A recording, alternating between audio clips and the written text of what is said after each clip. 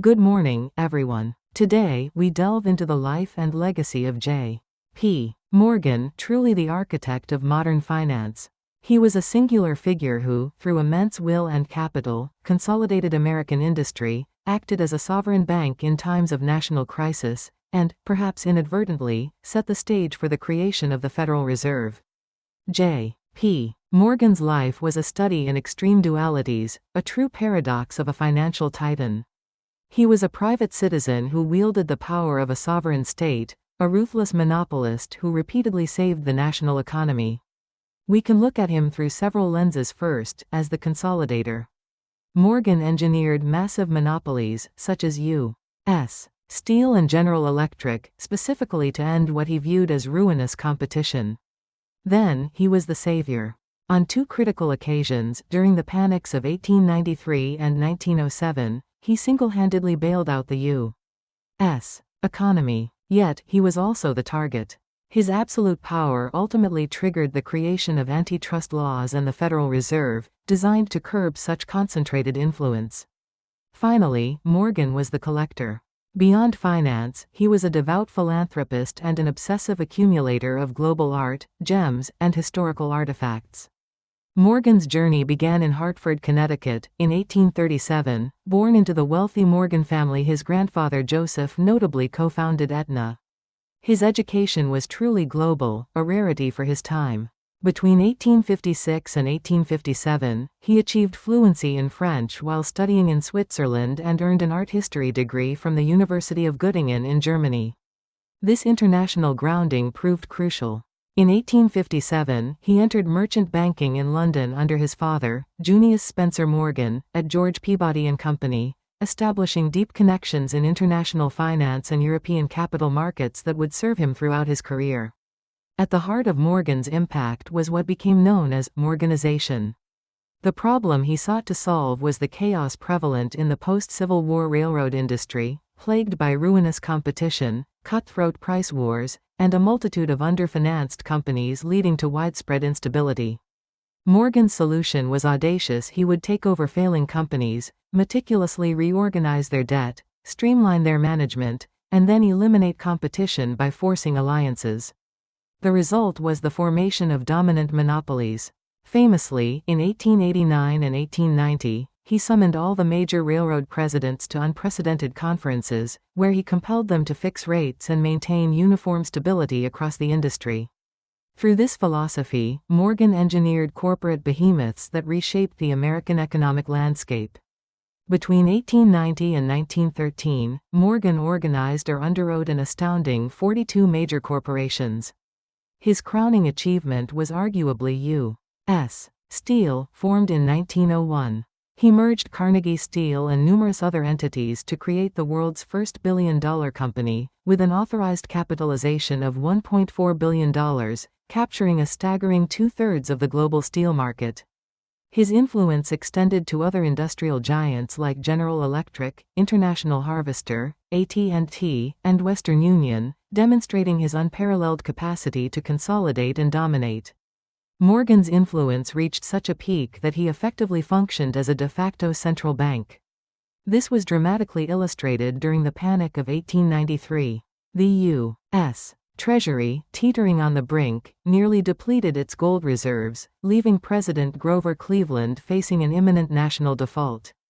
In a truly extraordinary move, Morgan invoked an obscure Civil War statute to bypass Congress entirely. He syndicated 3.5 million ounces of gold, valued at approximately $72 million, directly to the Treasury in exchange for 30-year bonds. While this act undeniably saved the Treasury and the national economy, it came at a significant political cost. The immense public outrage over this display of private power deeply alienated the populist agrarian wing of the Democratic Party and sparked a demand for greater financial oversight. The Panic of 1907 further cemented Morgan's role as a national savior. In October 1907, the stock market plummeted, and unregulated trust companies faced massive bank runs, threatening to collapse the entire financial system. Though Secretary of the Treasury George Cortelyou injected $35 million in federal money, it wasn't enough to stop the bleeding. On November 3, in a legendary move, Morgan summoned Wall Street's elite to his newly built library. He quietly locked the front doors and pocketed the key, refusing to let anyone leave until a solution was found. At 4:00 a.m., he forced the exhausted bankers to sign a multi-million-dollar pledge. Later, he brokered the U.S. Steel and TCI merger to save the brokerage firm Moore & Schley, decisively ending the panic. It was a testament to his singular power and ability to command the market. This immense power inevitably led to a collision between capitalism and government, personified by J.P. Morgan, the monopoly architect, and President Theodore Roosevelt, the trust buster. Their most famous clash centered on the Northern Securities Company, a massive railway trust created by Morgan E. H. Harriman and James J. Hill in 1901. In 1902, Roosevelt wielded the seldom enforced Sherman Antitrust Act to sue for its breakup. The verdict came down in 1904, with the Supreme Court ordering the company's dissolution. Though Morgan personally lost no money, his once invincible political reputation was permanently fractured by this governmental assertion of power. The public's growing unease with concentrated financial power culminated in the 1912 Pujo Committee investigation into what was dubbed the Money Trust. Led by Samuel Untermeyer, the committee revealed that Morgan and his allies controlled an astounding $22.245 billion in aggregate resources. Louis Brandeis famously noted that this sum was equal to all the property in the 22 states west of the Mississippi River. During his testimony, Morgan famously defended his reputation to Congress, stating, "Commercial credit is based primarily on character. Before money or property or anything else, money cannot buy it." This quote encapsulated his belief in the personal nature of finance, even as his empire grew to unprecedented scale. Beyond the headlines and financial dealings, J.P. Morgan possessed a distinct and formidable persona. Physically, he was imposing, with massive shoulders and piercing eyes. Visitors often claimed that meeting him was like a gale had blown through the house, leaving them feeling profoundly affected. He also suffered from rhinophima, a form of rosacea that caused a deformed, purple nose, which he deeply disliked. He famously hated unapproved photography and ordered all official portraits to be heavily retouched. In his leisure, Morgan indulged in vices. He smoked dozens of massive Havana cigars daily, which were affectionately dubbed Hercules clubs. He was also the Commodore of the New York Yacht Club, famous for his lineage of Corsair yachts, underscoring his love for the sea and elite social circles. J.P. Morgan was also a master collector, building truly magnificent collections that he often shared with the public. As president of the Metropolitan Museum of Art, he donated thousands of works, especially French decorative arts, significantly enriching its holdings. He also financed the exquisite Morgan Tiffany gem collections, meticulously assembled by George Frederick Kunz, showcasing rare and beautiful specimens. His patronage extended to photography, where he provided $75,000 to Edward S.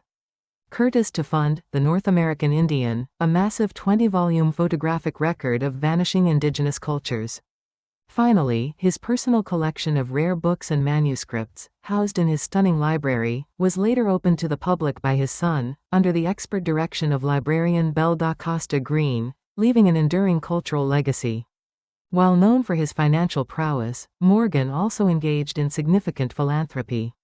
A lifelong, devout Episcopalian, he financed the 1892 revision of the Book of Common Prayer and donated a substantial $100,000 to initiate a World Conference of Churches. However, even a titan like Morgan had his missed bets. He invested $150,000 in Nikola Tesla's Wardenclyffe wireless project, only to cut off funding when Tesla abruptly changed the project's scope, leading to the tower's eventual collapse. More dramatically, Morgan engineered the IMMC shipping monopoly, which owned the White Star Line. The sinking of the RMS Titanic in 1912 was a financial disaster for IMMC, causing it to default on bonds. Reflecting on this tragedy, Morgan famously remarked, "Monetary losses amount to nothing in life. It is the loss of life that counts. It is that frightful death." J.P. Morgan, truly a giant of the Gilded Age, passed away peacefully in his sleep in Rome, Italy, on March 31, 1913. His death was met with an extraordinary honor. The New York Stock Exchange closed for 2 hours when his body passed through New York City, a tribute typically reserved for heads of state. His estate was valued at roughly $68.3 million, with his famed art collection comprising a significant $50 million of that total. Upon hearing this valuation, John D. Rockefeller, who amassed an even greater fortune, famously delivered the quip, "And to think, he wasn't even a rich man." Morgan's immense power and the events surrounding it ultimately forced the birth of modern financial regulation. The panics of 1893 and 1907, coupled with the revelations of the 1912 Pujo Committee, unequivocally proved that relying on one private citizen to act as a central bank was unsustainable for a modern superpower. Just months after Morgan's death, in 1913, the Federal Reserve was created, specifically to institutionalize the crisis management role he had played privately. Decades later, in 1933, the Glass-Steagall Act further reinforced this new regulatory era, forcing the dissolution of the House of Morgan into 3 distinct entities: J.P. Morgan and Company, Morgan Stanley, and Morgan Grenfell, forever changing the structure of American finance. J.P. Morgan found an American economy defined by fragmented, chaotic, and ruinous competition. Through sheer force of will, an unparalleled deployment of capital, and, at times, sheer intimidation, he engineered a semblance of order. He left behind a blueprint for the modern corporate superpower, demonstrating the immense potential of consolidated industry. And yet, through the very backlash his immense power provoked, he inadvertently laid the foundation for the regulated banking system the world relies on today. His legacy is complex, but undeniably, J.P. Morgan was a pivotal figure in shaping the American capitalist system.